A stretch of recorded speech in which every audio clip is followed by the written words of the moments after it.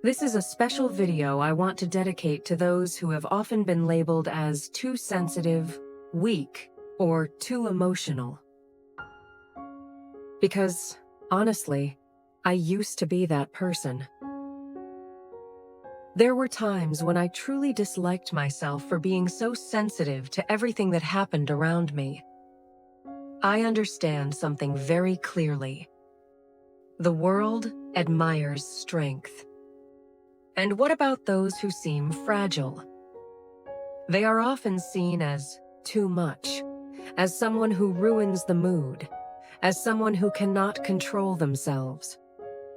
If you have ever been the person who cries over small things, you have probably heard too many pieces of advice like, be stronger, control yourself, be more rational, don't be so emotional. But today, in this space, I want to tell you a different truth. Your sensitivity is not weakness, it is a gift.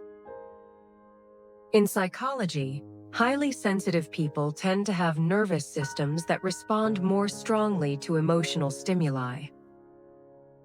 Research on high sensitivity shows that sensitive individuals process information more deeply, pay closer attention to details, and often have higher levels of empathy. This means that in any situation, you may notice subtle details that others overlook. And that is not weakness. It is a refined form of awareness that not everyone has. Have you ever noticed this about yourself? When you walk into a room, you almost instinctively scan the emotional atmosphere before you even sit down. If someone replies to your message more slowly than usual, you wonder if you did something wrong. A small argument can leave a tight feeling in your throat for hours. You watch a touching scene in a movie, and tears fill your eyes before you can tell yourself not to cry. You are not trying to overreact. Emotions just arrive faster than you can prepare for them. Sometimes you are having a normal conversation, and then someone touches on something deep inside you, and your voice trembles, and you hate that feeling. You hate not being able to stay calm like others seem to. You may have blamed yourself many times for not controlling your emotions better. And if you are still listening at this point, I want you to hear this. Your sensitivity is not a flaw that needs fixing. It is a powerful advantage if you learn how to use it. First, sensitivity helps you see what others miss. Most people hear what someone says. Sensitive people sense what someone feels. You can tell when someone is not okay, even when they are laughing and talking normally. You can connect the dots and understand why someone behaves the way they do. You help your friends see hidden parts of their own psychology that they may not even realize. You make others feel seen and understood. In a world where everyone is busy talking about themselves, a person who truly listens and accurately senses others' emotions becomes a safe place. This makes you thoughtful and capable of forming deep, meaningful friendships. At work, you read situations more accurately. In relationships, you understand people more deeply. This subtle awareness creates a quiet magnetism. People feel important around you. Second, sensitivity is closely connected to empathy. You do not just understand people logically, you feel with them. You do not offer empty advice. You know when someone needs a hug, when they need silence, and when they need honest words to wake them up. Many great leaders, therapists, and artists are deeply sensitive. The most impactful individuals often have extremely high emotional intelligence. They help others feel heard. They help a team feel understood. They can calm a tense room simply by choosing the right words. A great artist does not only have skill, they are moved by both the beauty and the pain of life. Because they feel deeply, their work touches millions of hearts. In a world overflowing with information, what is rare is not high IQ. What is rare is the ability to genuinely feel and recognize what is real. And if you are a sensitive person, you may already possess the foundation of something powerful. The ability to connect, to inspire, and to create change from the heart. You just might not have seen it that way. Finally, sensitivity allows you to experience life in a deeply nuanced way. A rainy afternoon might simply be rain to someone else. To you, it is the smell of wet earth, a wave of nostalgia passing through your chest. Maybe it brings back an old memory. Maybe it softens your heart. You do not just observe moments, you merge with them. You experience both beauty and pain fully. You often strive to build a meaningful life because you frequently ask yourself, does this truly matter? What am I really living for? You avoid superficiality. You long for genuine connection, meaningful work, and relationships that grow and last. Yes, sensitivity can make you more vulnerable, but perhaps that same sensitivity allows you to live more empathetically, create more beautifully, connect more deeply, and stay more authentic to yourself each day. In a world where many people choose to numb their emotions to avoid pain, the fact that you still feel so much is actually a form of wealth.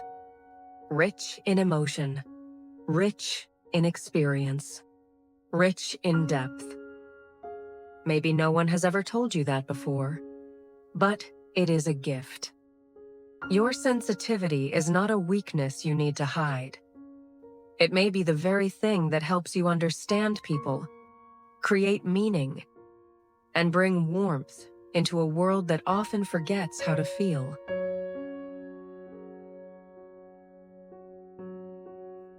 Today, I want to talk about something that might be quietly shaping your confidence every single day, even when you don't notice it. It is something you use all the time, something that can slowly build you up, or slowly wear you down. Your words. Not the words you say to others, but the words you say to yourself, quietly, in your own mind. Have you ever caught yourself saying, "I'm so bad at this," or "Why am I always like this?" or "I'll never get better"? You might say these things quickly, without thinking. You might even say them as a joke. But your mind is always listening. Our brain does not clearly separate jokes from serious statements. It does not know when you are tired, frustrated, or just speaking casually. When you repeat certain words again and again, your brain begins to accept them as reality, not because they are true, but because they are familiar. Over time, the language you use becomes the emotional environment you live in. And just like a plant, it is very hard to grow in an environment that feels harsh all the time. When your inner voice is critical, your nervous system stays tense. And when the body feels unsafe, growth becomes much more difficult. Being careful with your words does not mean forcing yourself to be positive. It does not mean pretending everything is fine. It simply means choosing not to hurt yourself while you are already trying. Your words are not just descriptions, they are instructions. They tell your mind whether it is safe to relax or necessary to protect itself. The way you speak to yourself slowly shapes how you see who you are. If you talk to yourself like a failure, your confidence shrinks. If you talk to yourself like a learner, your confidence has space to grow. This is not about denying mistakes. It is about allowing yourself to improve without fear. So let's slow down for a moment. You do not need to change all your words today. Just start by noticing one. The next time you hear yourself say, "I'm terrible at this," pause. Then gently add one more sentence. You can say, "I'm learning," or "This is new for me," or "I'm allowed to be slow." One softened sentence can change how your body feels in that exact moment. Small changes in language create small changes in emotion, and small changes in emotion lead to better choices. Every kind word you choose is a quiet vote for the person you are becoming. You may not notice the change right away, but your inner world is listening. Slowly, it begins to trust you again. Every day, you are building a relationship with yourself. Your words decide whether that relationship feels safe or painful. You are not just speaking words. You are teaching yourself how to feel about who you are.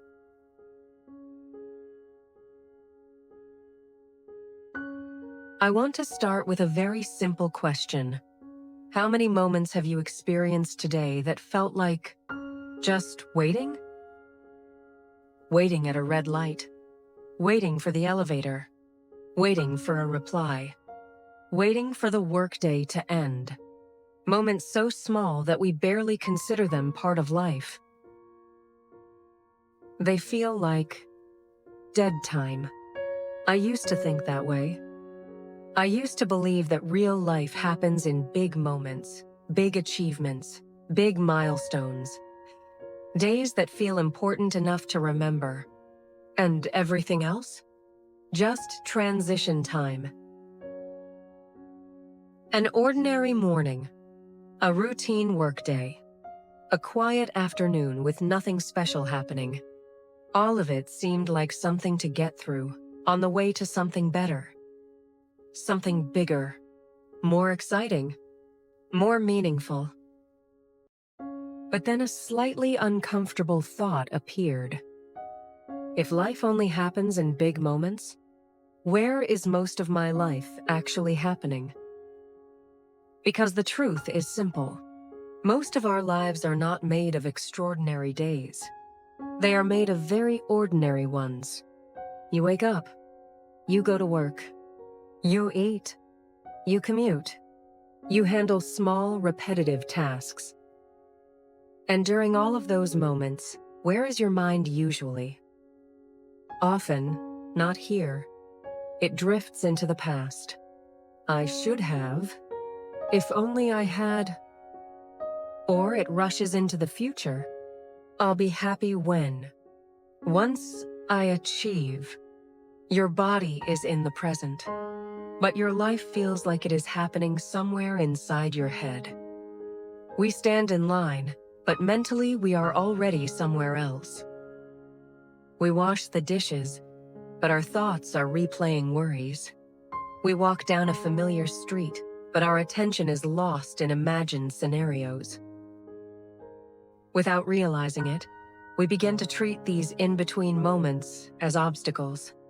Something to kill time. Something to distract ourselves from. Something that is not important enough to truly experience. Until I realized something that completely changed how I see life. Those in-between moments are not interruptions of life. They are life. Not the rare vacations. Not the occasional celebrations. Not a few big milestones. But the mornings that look the same. The commutes you barely notice. The quiet afternoons you once called nothing special. That is where most of life actually exists. And here is the part that truly convinced me.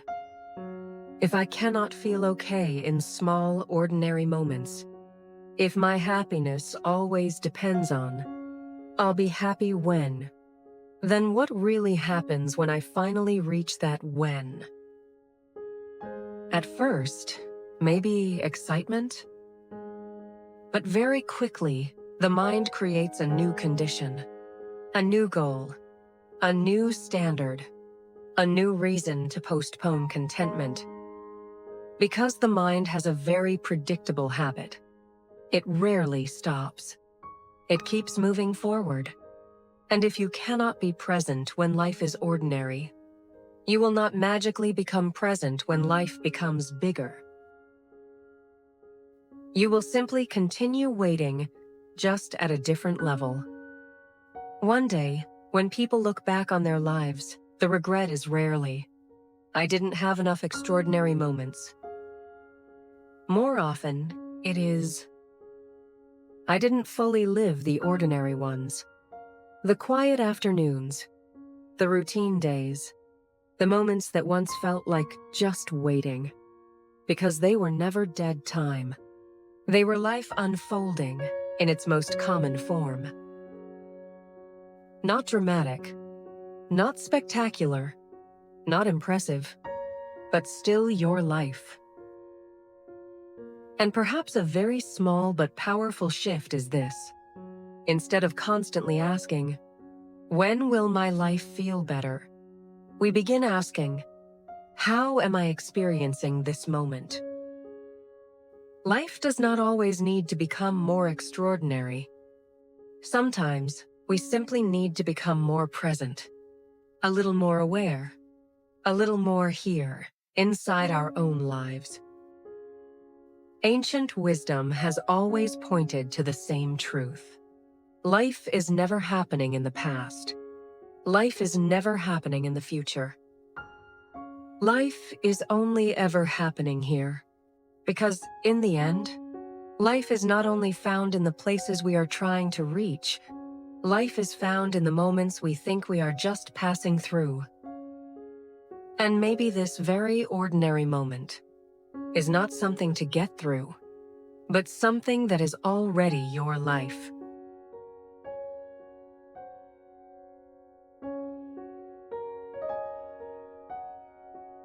Have you been taking good care of yourself lately? Is there something that has been weighing on your mind or making your heart feel tired? Have you had moments when you feel like you are trying so hard, yet it still doesn't feel like enough? If you are listening to this episode today, maybe there is something inside you that wants to be heard and understood. And I want you to know that you are not alone. I am truly here with you, right now. Wherever you are listening from, I hope you can feel my presence with you. You and I are sharing this small, quiet moment, and I'm grateful for it. First, I want to invite you to relax a little. Take a deep breath and let your mind settle. Because what we are about to talk about might be something you have felt somewhere inside yourself before. I have seen people who are talented, kind, and hardworking, yet they still carry an emptiness within them. They have someone who loves them, but they still feel lonely. They receive praise, but it still feels like it is not enough. They achieve remarkable things, but the joy fades quickly. When I look at them, I also see who I used to be. Confused, searching, and believing that happiness would come from something outside of myself. A person who loved me more, a more stable job, a bigger success. And those things do make us feel better, but only for a short while. Eventually, everything goes back to the same place, and the emptiness returns. That is also why we are here today, to talk about a truth we sometimes forget. The way out is in. The path forward is not outside of you. It is within you. External validation can make us happy, but it cannot heal the doubts buried deep inside. Love from another person can make us feel less lost, but it cannot replace the love we have never given ourselves. A stable job, a good life, And reaching goals are wonderful, but they cannot create inner peace if there is still a storm within us. So we try to fill the emptiness with temporary things, shopping to soothe sadness, jumping into a new relationship to forget the old one, working ourselves to exhaustion to avoid loneliness, making more money to quiet our fears. But when the day ends, when the room becomes quiet, and the world slows down, the emptiness returns, sometimes even deeper. Because here is the truth.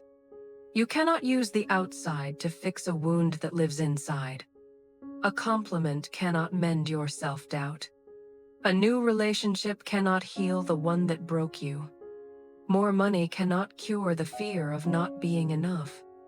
A better job will not fix the chaos within. What you are truly seeking, such as peace, confidence, self-worth, and the feeling of being loved, are things only you can give yourself. This is the moment when the real turning point begins. It sounds paradoxical, but it is one of the deepest truths in life. The more you search outside, the further you drift from yourself. The more you run, the more exhausted you become. The more you cling to the world, the emptier your heart feels. Not because you are weak, but because you are searching in the wrong direction. I once believed that if I became good enough, successful enough, or loved enough, my emptiness would disappear. But my heart back then was like a cracked cup. No matter how much you pour into it, it still leaks. The water is not the issue. The cup is. And it was not until I finally stopped, truly stopped, and looked at that crack that I understood something important. I did not need to pour in more. I needed to heal the cup itself.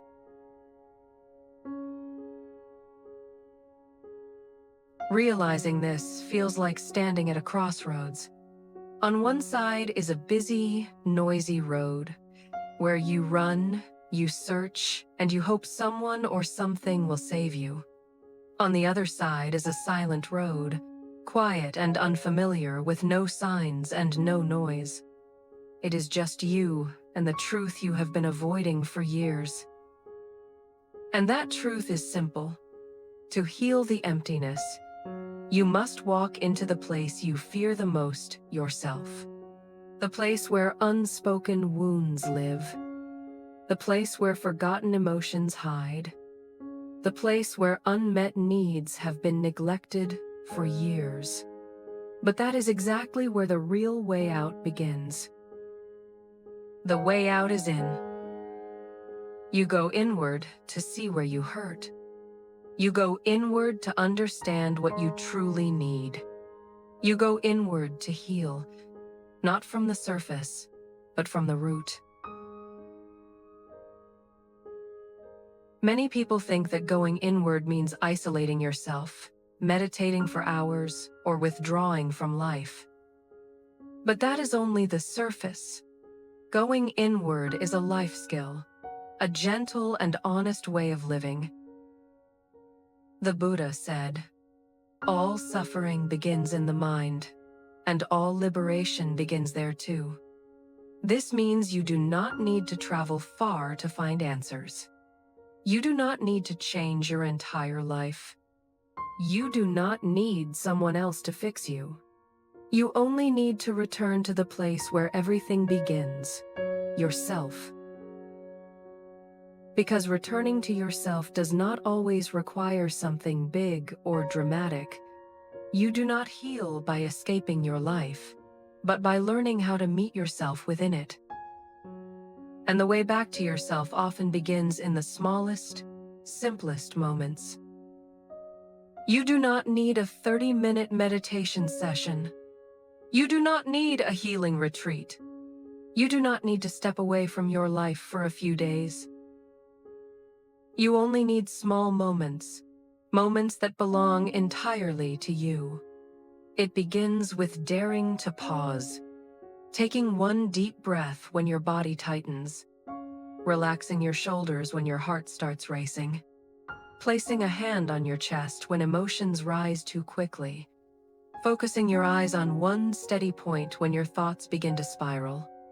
Just a few seconds, but those seconds matter. They remind you, I am still here. I am still breathing. I am allowed to choose my response. You will be surprised by how a tiny pause can change the entire direction of your day.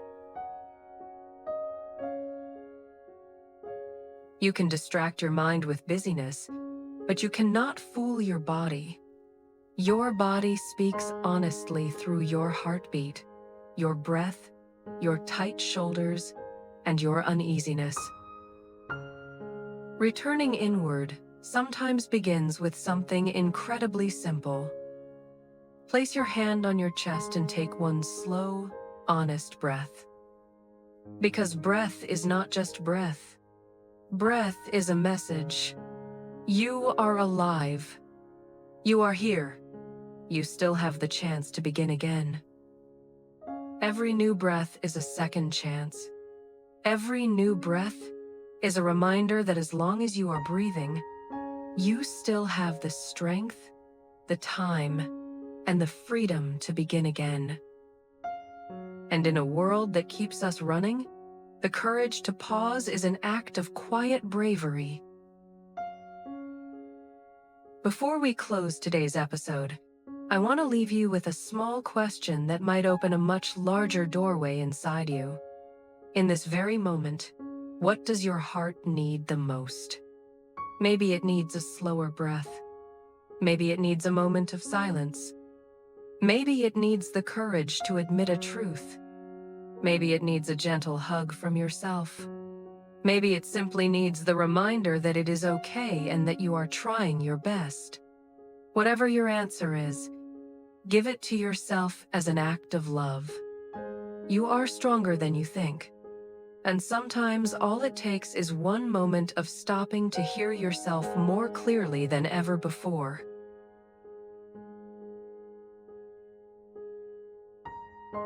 Have you ever stopped and asked yourself, what words am I speaking to myself every day? Are my words building my life or slowly tearing it down? One kind sentence can lift us for days. One harsh judgment can hold us down for months or even years. And here is the part we often forget. The words that shape us most deeply are usually not what others say. They are the words we speak to ourselves. Today, I want to explore something simple yet often overlooked. The power of our words. What we say can nourish the soul or quietly drain its strength. To understand this more deeply, let me tell you about a woman most of us know. A woman who walked from darkness into light, not through power, not through luck, but through her own voice. Her name is Oprah Winfrey. She grew up in hardship and scarcity, facing more challenges than many of us can imagine. Yet what defines her is not what happened to her, but the way she chose to see it and the way she chose to speak about it. Instead of staying silent or letting her past remain an unhealed wound, Oprah chose to open her heart and share her story. She turned pain into purpose and transformed her experience into healing for others. She spoke the words that millions of people felt, but were afraid to say. She named her pain, and by naming it, she claimed her power. Through her voice, countless people found hope. A girl once underestimated became a global symbol of inspiration. She stopped letting life define her and took the pen back into her own hands. She did not let words dim her. She used words to light her way. And from here, one truth becomes very clear. Words are seeds. Every sentence we speak is like a seed dropped into someone's mind, or into our own. A gentle sentence can grow into confidence. A small encouragement can turn into hope. But a harsh comment, even if accidental, can settle quietly and grow into fear, insecurity, or self-doubt. Think of the mind like soil. Soil does not choose the seed. We do. Every day, through the words we say, we are planting something. When we speak with respect, warmth, and kindness, we plant sunlight. And sunlight grows into courage, self-belief, motivation, resilience. But if we speak in judgment, criticism, comparison, we are planting something else entirely. A seed of poison that slowly becomes doubt, that quietly shrinks our dreams, that makes us forget who we are and what we're capable of. Sometimes a single thought, like "I cannot do this," can close doors we haven't even walked through yet. And just as simply, a single sentence, "I will try," can open an entirely new future. Words do not only describe our life, often they shape it, they build it, they become it. Let's bring this idea of language back to the place where it feels closest and most real. A place where words shape a life quietly, often without us noticing. Between parents and children. Picture a child growing up hearing the same comments over and over. "You are so clumsy. You always mess things up. You never get anything right." For an adult, those sentences may feel like nothing more than a quick reaction. But for a child, they can become labels. If they are repeated often enough, they settle inside and turn into beliefs. I am not good enough. I always fail. It is safer not to try. Children do not only remember what happened, they remember how words made them feel. And one day, the voice that came from outside becomes the voice inside their mind. It speaks to them every time they fail, every time they try something new, every time they want to step forward in life. Let's take a simple example. A child drops a glass. In that moment, we have two ways to respond. We can say, "Why are you so careless? You cannot even hold one glass." The child may go quiet, but a message is written inside. I am the problem. Or we can pause, take a breath, and respond with, "It is okay. Next time we can try holding it more firmly. I can show you how." Then the child learns something very different. Not fear, not shame. They learn responsibility, safety, and love. The glass breaks either way, but our words decide what grows from that moment. A wound or confidence, distance or connection. Words shape a child, and then they return to shape us. A harsh sentence pulls two hearts apart. A gentle sentence brings them closer. Speaking with kindness heals both the listener and the speaker. A calmer parent, a braver child, a home that feels warm instead of tense. Most families do not lack love. We simply struggle to speak love out loud. When we understand how strongly words can shape a child, we begin to see something even bigger. Words spread. Not only inside one person, but from person to person, from mind to mind. like a silent chain. In everyday life, one form of communication shows this most clearly, and that is gossip and negative talk. Think about it. One sentence about someone, even when we are not sure it is true, can travel from one mouth to another and slowly create a picture of that person before we ever meet them. It spreads quietly, like a virus. A single negative story can multiply into tens, then hundreds of judgments. Eventually, no one remembers the truth. They only remember the words that were passed on. This is how a workplace, a group of friends, even a family, can slowly turn cold, distant, suspicious, or divided. Not because of what actually happened, but because of what was said.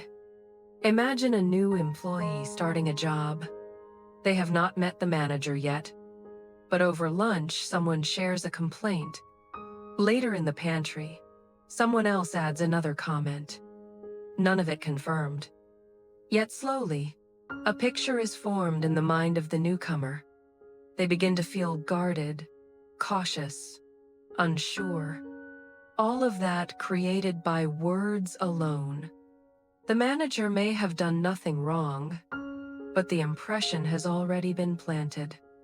The virus has already spread. Words can build walls between people who have never actually heard each other. Words can create distance where connection could have existed. And worst of all, we often do not notice that the negativity we pass on returns to us in the form of stress, distrust, and heaviness in the heart. If we are not careful, the very words we use to talk about others can become the lens through which we see the world. A lens more filled with judgment than understanding.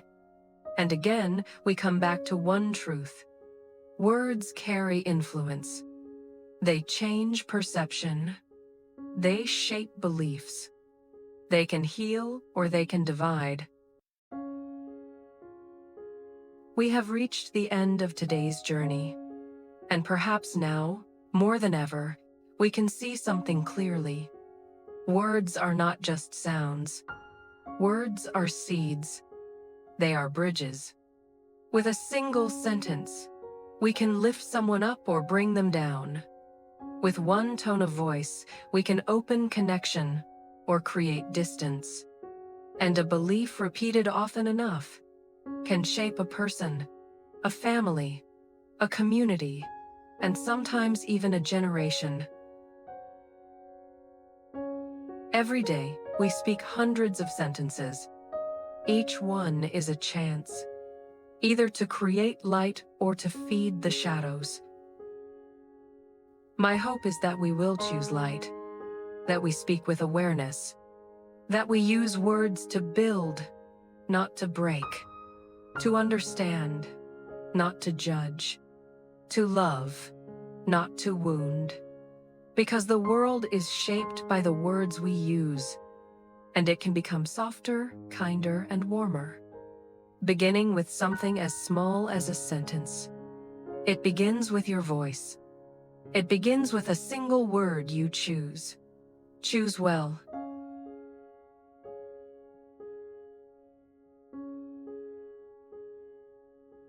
Before we begin, let me ask you something, and take your time with it.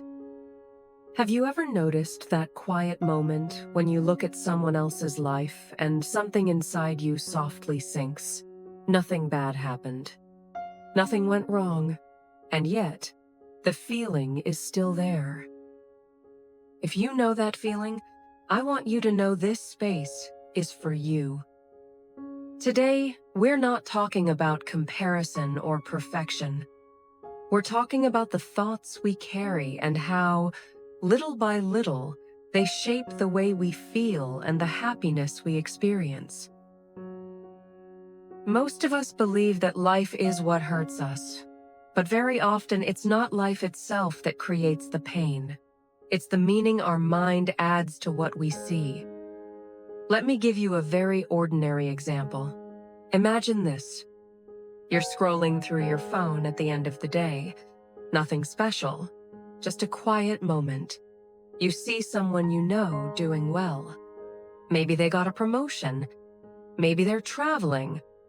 Maybe they're simply smiling in a way you haven't felt in a while. At first, you feel fine, maybe even happy for them. And then, almost without noticing, something shifts inside you. A small tightness, a quiet comparison, a thought that says, "Why am I not there yet?" That moment is where everything begins.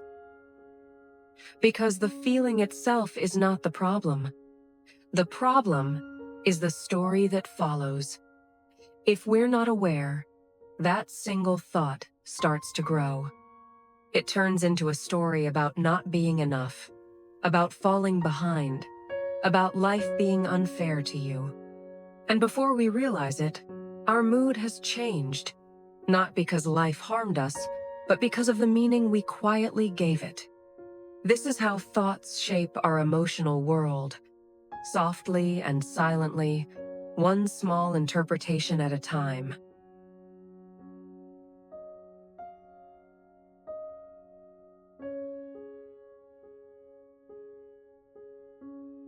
One of the most common thinking habits we have is negative self-talk. It rarely sounds dramatic. It sounds familiar. Why does this always happen to me? Why do others seem to move faster? Why am I even trying? At first, it feels harmless, almost logical, even comforting. But this is how we quietly turn against ourselves. I remember a time when I was learning something new. I was excited, motivated, hopeful. I believed I was finally moving forward. Then I noticed people around me improving faster. They sounded more confident, more sure of themselves. And without realizing it, my inner voice began to change. Maybe I'm just not good at this. Maybe I'm falling behind. Maybe I should stop trying so hard. Nothing outside told me to stop. No one asked me to give up. But inside, I had already started pulling away. I practiced less. I stayed quieter. Not because I couldn't grow, but because I was fighting myself. And here is the truth I learned from that moment. A mistake is not a failure. It's information. The moment you turn against yourself, learning slows down, growth pauses. The strongest mindset is not feeling confident all the time. It is staying on your own side when confidence disappears. Supporting yourself like a good friend is not weakness. It is the foundation of real strength.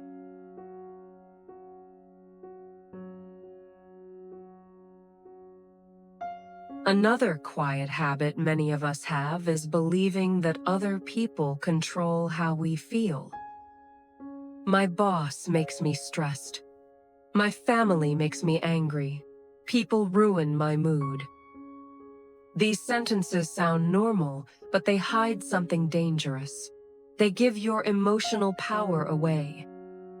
Yes, people can say hurtful things. Yes, situations can be unfair. But you always have one choice: your response. You don't have to absorb every word. You don't have to carry every emotion that enters the room. And when words do stay with you, don't trap them inside your head. Move your body. Write it down. Talk it out. Let it pass through you, not live inside you. This is not avoidance. This is emotional hygiene.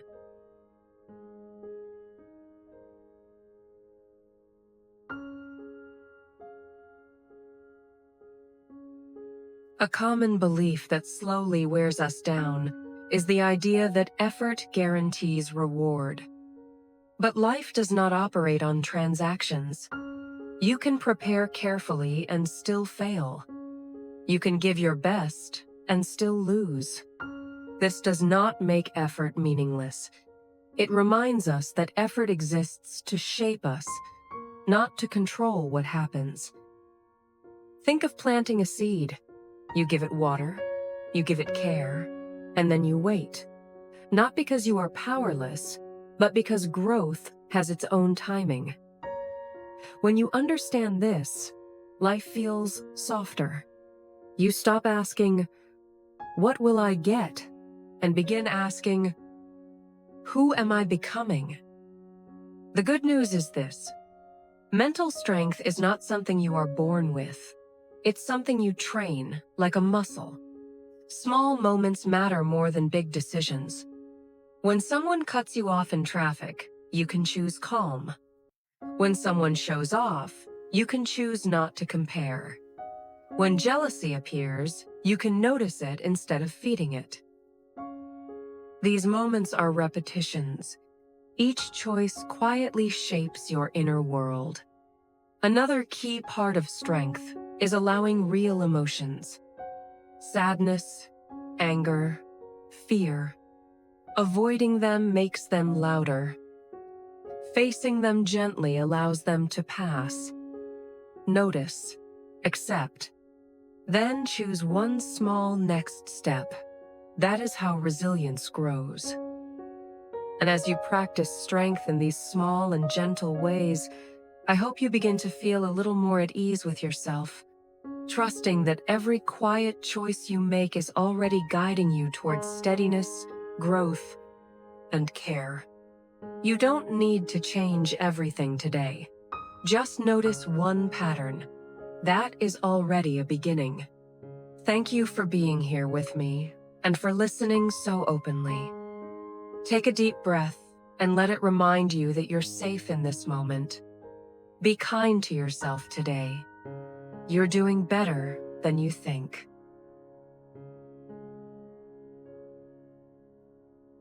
Is there anything that has been weighing on your mind or tiring your heart? If yes, let this moment be a quiet place where you and I can sit together for a little while. Today, I want to talk about something that almost all of us have misunderstood at some point: the difference between protecting our energy and protecting our ego. Sometimes we think we are protecting ourselves, but in reality, we are only protecting the wounded ego inside us. But first, let's take a moment to look at what the ego actually is. The ego is the part of you that always wants to be right, to be acknowledged, to be respected, and to never be looked down on. It pushes you to prove yourself, to react, and to defend your image so that you can feel worthy and validated in the eyes of others. The ego is not inherently bad, but when it becomes overactive, it pulls you into unnecessary arguments, makes you lose your calm in situations that don't deserve that much of your energy. And at its worst, it takes away your inner peace. Think back to a recent moment. Someone said something offhanded, a small comment that touched a sensitive spot. It was not serious. It was not a harsh insult. But instantly, your ego reacted. I have to respond. I need to prove I'm right. I can't let them think less of me. Have you ever felt this way? Of course you have. We all have.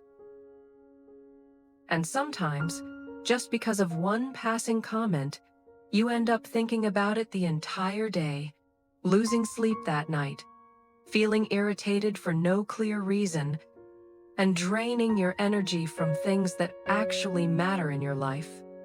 And the saddest part is this: all that exhaustion did not come from protecting yourself. It came from trying to protect a hurt ego. So what does it mean to protect your energy? It is the moment you pause right before you react. You take a deep breath and gently ask yourself, is this really worth my attention? Is it worth even one more minute of my thoughts? Is it worth sacrificing my evening or my mood today? And if you are honest with yourself, you will realize something simple. 90% of the things that make you angry, hurt, or defensive are not truly worth it. They are not worth your energy. They are not worth your peace. They are not worth a single extra thought. Sometimes when you look back, you might ask yourself, why did I let one careless comment control my emotions for the entire day? Why did I try so hard to explain or prove myself to people who do not genuinely matter? Why did I react instead of taking a deep breath and choosing a softer way of living? I have been there many times, and over time I realized something very clear. My peace is more valuable than winning a conversation. My energy is more important than proving who is right or wrong. That is why, as we grow older, our way of measuring value begins to change. We no longer see quick comebacks as strength. We no longer see being right at all costs as victory. We begin to understand that the ego may feel satisfied for a few minutes, but peace nurtures us for an entire day. True maturity is choosing what brings you peace, not what satisfies your ego. The ego makes you react. Peace helps you live more gently, more deeply, and more freely every day. The more we grow, the more we value peace. A mature person does not need to win every conversation. They only need to keep their inner peace afterwards. The ego always wants loud things. It wants to win. It wants to be acknowledged. It wants others to understand and validate it. But your inner energy wants something different. It wants quiet. It wants lightness. It wants calm. It wants to stay focused on what truly matters. There is a teaching in meditation that I have found true in almost every situation in life. When you react, you hand your power to someone else. When you choose silence, you keep that power for yourself. Silence is not weakness. It is the strength of someone who refuses to be controlled by their ego. And to be honest, I was not always able to do this. There was a time when someone told me that I didn't understand the issue. It was not a serious comment, but it touched my ego. Immediately, I reacted. I tried to explain, to prove, and to convince them as much as I could. I thought that if I stayed silent, they would misunderstand me. I thought that if I did not speak up, they would look down on me. But when the argument ended, I realized I was not okay. I had drained my energy for the entire afternoon. My mind stayed tense until the evening, and even when I lay in bed, I still felt irritated. When I finally asked myself, what was I trying to protect? The truth or my wounded ego? The answer made me stop and think. When the ego wins, it only wins for a few minutes. But when peace is lost, you lose it for the whole day. Since then, I have chosen something different. I choose to protect my energy first, instead of protecting my ego. I choose peace over being right. I choose to step back at the right moment instead of reacting out of impulse. Because as you grow, you begin to realize that staying calm after a conversation is far more important than proving who was right. Not every battle is worth fighting. Have you noticed that? There are arguments where you already know the truth. No matter what you say, they will not understand. No matter how clearly you explain, They will refuse to see the point. And even if you are completely right, the only thing you gain is exhaustion. But your ego keeps pushing. I need to respond. I need to prove my point. I need to show them I am not wrong. As you become more mature, you begin to see the truth more clearly. Silence does not mean you lose. It simply means you choose not to waste your energy on something that is not worthy of it. In psychology, this is called emotional maturity. It helps you recognize when to stand firm and when to step back peacefully. Protecting your energy means choosing what brings you inner lightness, not what brings your ego satisfaction. If something drains you, step away. If a relationship consumes your energy, set boundaries. If a comment makes you want to react, pause and ask yourself, am I protecting my peace or defending my ego? Protecting the ego creates tension. Protecting your energy creates self-control. The ego wants to win. Your energy wants to heal, and only you can decide which one matters more. So if today you feel tired because of an argument, a misunderstanding, or a comment that stayed on your mind for too long, take a moment to breathe and ask yourself, is this really worth sacrificing my peace? If it is just your ego, let it go. If it affects your energy, protect it like something precious. In the end, you do not need to win every conversation. You only need to avoid losing yourself. And you need to protect the peace you have worked so hard to build. Thank you for being here. And remember, protect your energy, not your ego. When you choose not to react to things that are not worth it, you have already won.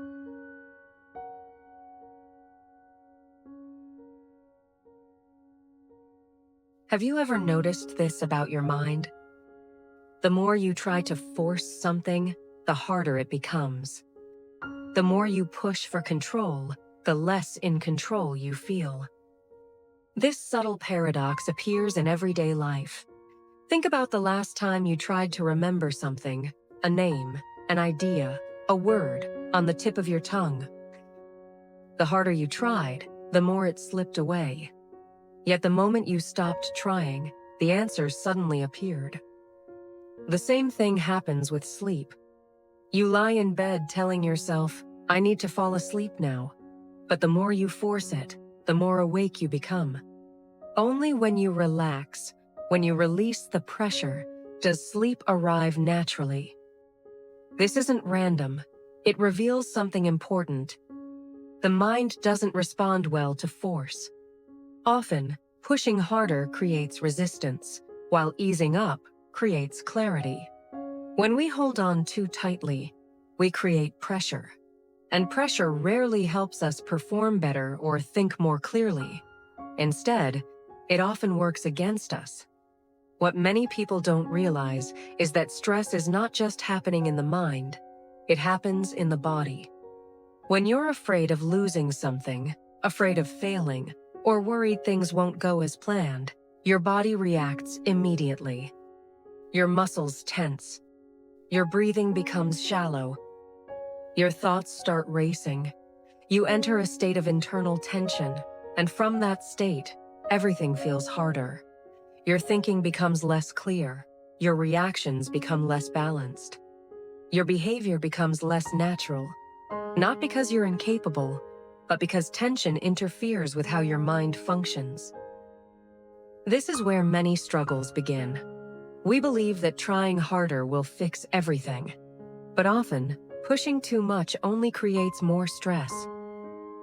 The more pressure we apply, the less clear we think.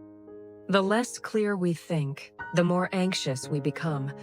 And without realizing it, we get stuck in a cycle of tension. There is another way. Letting go is not giving up. It is releasing the need to control everything. It is the shift from "this must happen" to "I prefer this, but I'll be okay either way." And from that mindset, the mind becomes lighter, clearer, and far more effective. This shift may seem small, but it changes everything. When you stop acting from fear, your mind becomes clearer and more flexible. Things feel lighter, not because circumstances change, but because pressure decreases. The problem is rarely what you want, but how tightly you cling to it. Like squeezing sand in your hand, the more force you apply, the more you lose. Life works in a similar way. The more we try to control everything through tension and fear, the more instability we create. Letting go doesn't weaken control. It removes the pressure that disrupts it. When you stop holding on so tightly, you don't lose anything important. You don't lose your goals or your motivation. You simply remove the pressure. And without that pressure, your mind starts to feel clearer, calmer, and more balanced. This is the difference between attachment and inner stability. Attachment says, "I need this to be okay."